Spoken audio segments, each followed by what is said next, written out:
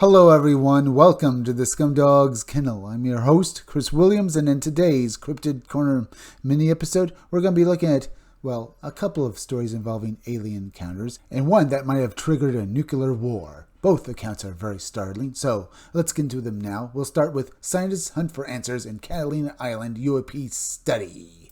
In July 2021, a team of scientists from the University of Albany, working with the group UPACS, set up camp in Avalon, California on Catalina Island. Their mission to collect hard data on unidentified anomalous phenomena, UAPs, the modern term for what many still call UFOs. Led by physicist Matthew Zeisdagis, the week-long expedition aimed to bring rigorous science to a topic often dismissed or sensationalized. The team deployed an array of advanced tools, including a dual camera system with a pan-tilt zoom and a fisheye lens, 8 infrared cameras, night vision goggles, and a radiation detector called Cosmic Watch, developed by MIT to measure high-energy particles like muons. They also used Doppler radar to track objects in the sky. This mix of equipment was meant to capture multiple types of data, visual, thermal, and particle-based, to spot anything unusual and rule out common explanations like airplanes, drones,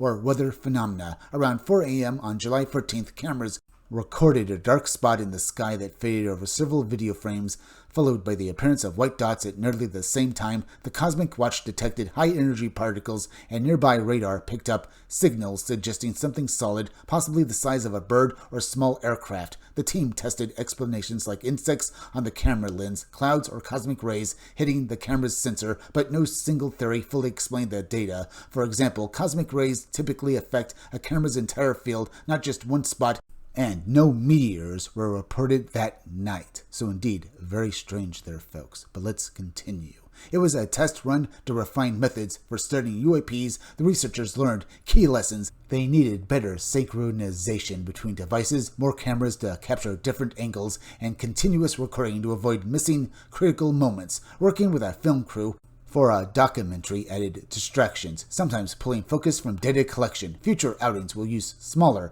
more portable infrared cameras and multiple radiation detectors to better pinpoint unusual events.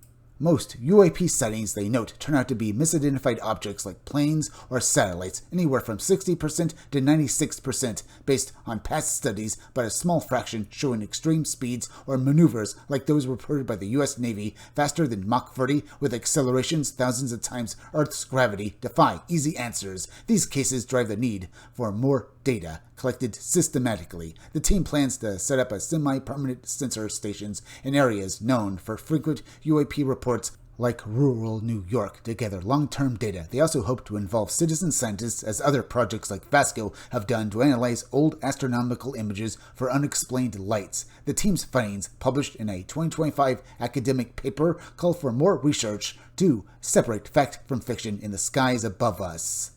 Indeed, I hope more research is done to verify this information, folks. Either way, let's move on to the next article. Did a UFO nearly trigger a nuclear crisis? Insider Stories. Let's continue with this article, folks, because it sounds phenomenal. Can you imagine that basically it's possible that a UFO actually did cause such an event? Yeah, let's read on and find out. In a recent interview, Robert Hastings, author of the well-known book UFOs and Nukes, shared interesting claims about unidentified flying objects interfering with U.S. nuclear missiles, raising concerns about national security. Hastings, a respected researcher on military encounters with advanced technology, spoke with psychologist Jeffrey Mashlove about incidents where UFOs reportedly tampered with nuclear weapons, including a near-catastrophic event at Minot Air Force Base. That's terrifying, folks. Could they have actually done this? In most accounts where I hear basically UFOs interfering with nuclear weapons, they basically render them inoperable. But it could also be that they could have set off one by accident, I suppose. Because, we're not quite sure about any of it. Either way, let's continue. Hastings recounted a 2007 interview with retired Air Force Captain David Schreur, a former missile launch officer stationed at Echo Flight, which controlled 10 Minuteman nuclear missiles. Schreur described a chilling moment when a security guard reported a glowing disc-shaped object hovering above a missile site.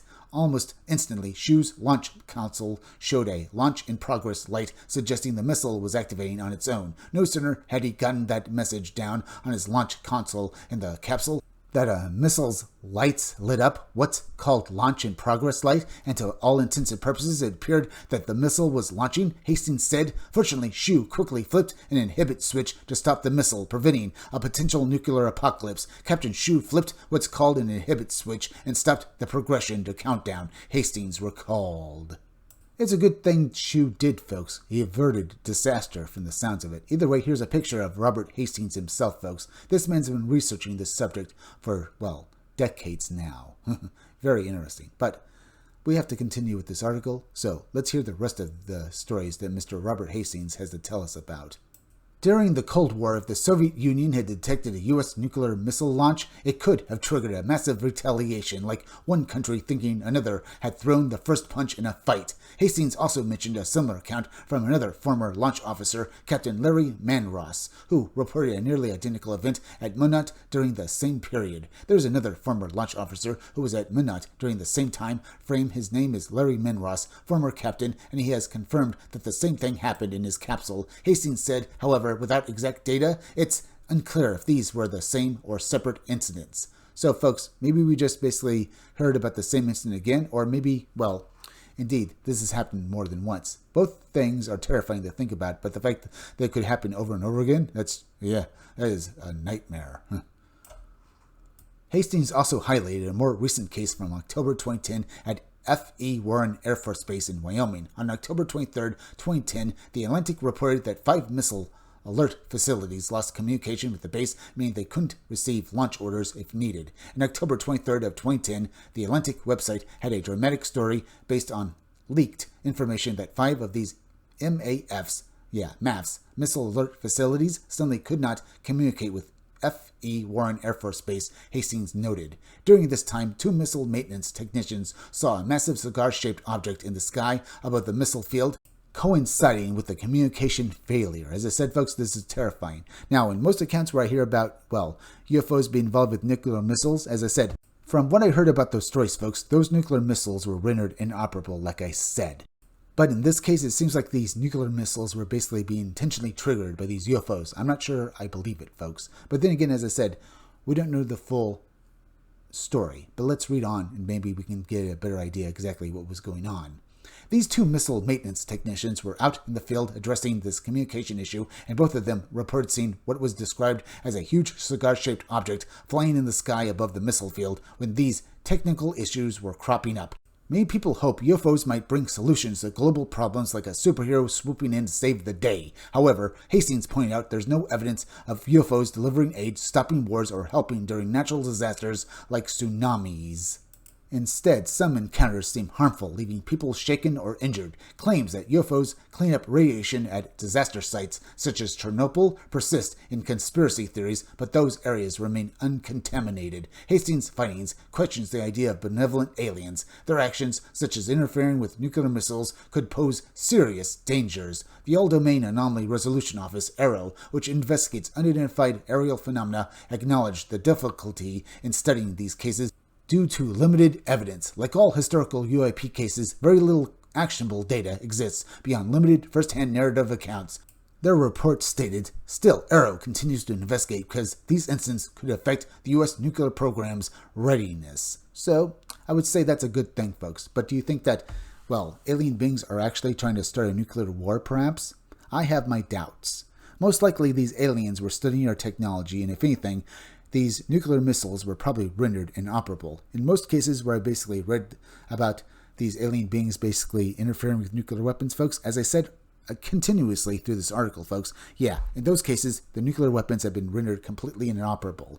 If anything, folks, it sounds like basically the guy, Robert Hastings, is saying that these aliens are hostile and the government basically needs to fight them, and we need to get behind the government to do so. This is why I've said before, folks, that the government would like to basically paint alien beings as hostile and use them as a political cudgel in the future, but that's just me. Anyway, we're at the end, so please go subscribe to my YouTube channel, Read Comics That Are Bad For You. You can use the link down below in the descriptions of the chat to go subscribe to me. Hit that like button for me. Make sure you're still subscribed. Leave some comments down below. Hit that bell for notifications. Hit the part of the bell that will give you all future notifications. And please share this video out. I'm Chris Williams from the Scumdogs Kennel.